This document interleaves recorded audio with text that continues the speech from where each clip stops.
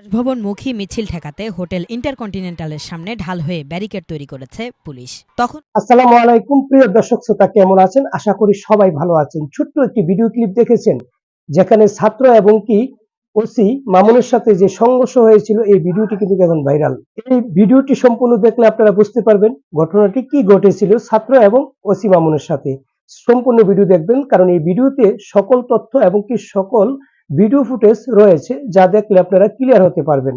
তো চলুন আমরা ভিডিওটি দেখে আসি। প্রধান উপদেষ্টার বাসভবনমুখী মিছিল ঠেকাতে হোটেল ইন্টারকন্টিনেন্টালের সামনে ঢাল হয়ে ব্যারিকেড তৈরি করেছে পুলিশ। তখনও চলছিল মৃদু ধাক্কাধাক্কি। পুলিশ চেষ্টা করছিল শান্তিপূর্ণভাবে মিছিলকারীদের নিয়ন্ত্রণ করতে। এরই মধ্যে পুলিশকে লক্ষ্য করে থুতু ছুটতে থাকে আন্দোলনকারীদের কয়েকজন। গতকালের ঘটনার ভিডিও ফুটেজ পর্যবেক্ষণ করে দেখা যায়, শুধু থুতু নিক্ষেপই নয়, পুলিশকে খেপিয়ে তুলতে মিছিলের পেছন দিক থেকে ইট, বোতল এমনকি লাঠি নিক্ষেপ করতে থাকেন কয়েকজন। বিষয়টি নজরে এলে সেদিকে ছুটে যান পুলিশের রমনা জোনের এসি আব্দুল্লাহ আল মামুন। ঢিল নিক্ষেপকারী একজনকে বাধা দিতে গেলে তার উপর প্রথমে হামলা করেন সাদা পোশাক পরা এক নারী। কিন্তু সেই নারীকে কিছু না করেই মামুন আবারও ঢিল নিক্ষেপকারীকে ধরতে যান। তখনই তাকে চারদিক থেকে ঘিরে এলোপাথারি মারতে থাকে সেই সাদা পোশাক পরা নারীসহ বেশ কয়েকজন আন্দোলনকারী। সে সময় তাদের হাত থেকে ছুটে আবারও সেই ঢিল নিক্ষেপকারীর দিকে ছুটে যেতে দেখা যায় এসি মামুনকে।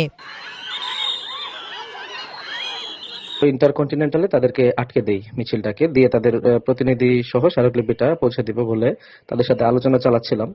ওই সময় দেখলাম যে পুলিশের দিকে একজন ব্যক্তি আন্দোলনকারীদের মধ্যে থেকে লাফ দিয়ে উঠে উঠে থুতু মারছে।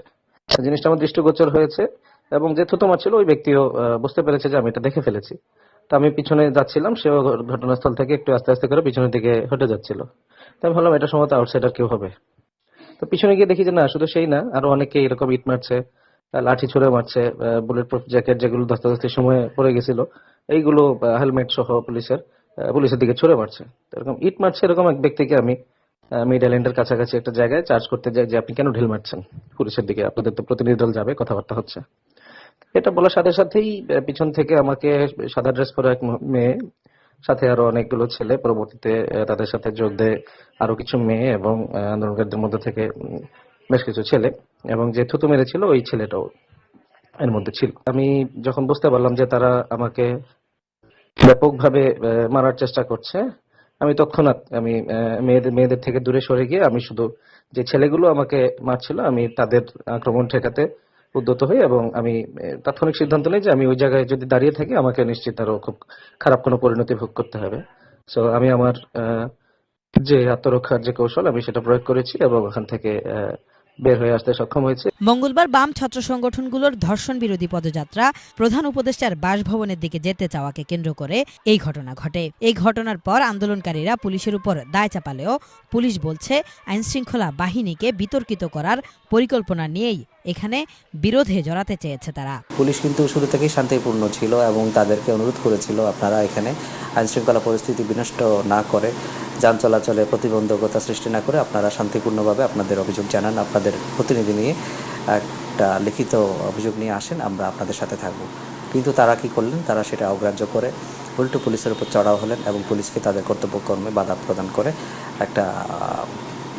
এমন একটা পরিস্থিতি সৃষ্টি করলেন যাতে করে মনে হয়েছে যে তারা ইচ্ছাকৃতভাবে সেটা করেছেন এবং এটা পূর্ব পরিকল্পিত। বিশেষ করে তারা এখানে নারী যারা ছিলেন তাদেরকে ঢাল হিসেবে ব্যবহার করেন এবং এখানে অংশগ্রহণকারী নারী যারা ছিলেন তারা বিভিন্ন যে পুলিশ সদস্য রয়েছেন তাদেরকে নখের আঁচড় দিয়ে আহত করে এবং এক পর্যায়ে তারা পুলিশের উপর মারমুখী আচরণ আরম্ভ করে। এক পর্যায়ে তারা ধস্তাধস্তিতে লিপ্ত হয় এবং অতর্কিতভাবে পুলিশের উপর ইট পাটকেল ছড়ে এবং লাঠিসোঁটা দিয়ে পুলিশকে আঘাত করে। অনেকভাবে তারা পুলিশকে হেনস্থা করার চেষ্টা করেছেন, এমন কোনো যে প্রচলিত সিস্টেমের বাইরে গিয়েও তারা কিছু বিষয় তারা ব্যবহার করেছেন যেগুলো আসলে অনভিপ্রেত এবং অপ্রত্যাশিত। এই ঘটনায় রমনা জোনের ডিসি ও এসি সহ অন্তত 7 জন পুলিশ সদস্য আহত হয়েছেন বলেও জানান পুলিশের এই শীর্ষ কর্মকর্তা। উক্ত ঘটনায় আমাদের রমনা জোনের এসি আব্দুল্লাহ আল মামুন সে গুরুতর আহত হয়েছে। তাকে এই বিক্ষোভকারীরা নির্দয়ভাবে তাকে আঘাত করেছে এবং তার উপর চড়া হয়েছে।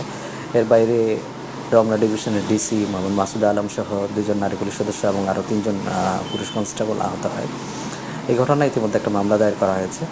আমরা মামলাটাকে খুব গুরুত্ব দিয়ে তদন্ত করছি এবং এই ঘটনার সাথে যারা জড়িত তাদেরকে আইনের আওতায় নিয়ে আসার জন্য কাজ করছি। এদিকে পুলিশের উপর বাম সংগঠনের নেতাকর্মীদের হামলার ঘটনায় নেতৃত্ব দেওয়া সাবেক ছাত্র ইউনিয়ন নেত্রী ও গণজাগরণ মঞ্চের অন্যতম সংগঠক লাকি আক্তারকে ফ্যাসিবাদের দোষর আখ্যা দিয়ে তাকে গ্রেফতারে 24 ঘন্টার আলটিমেটাম দিয়েছেন ঢাকা বিশ্ববিদ্যালয়ের সাধারণ শিক্ষার্থীরা। কিফায়াত শাকিল, বাংলা ভিশন, ঢাকা।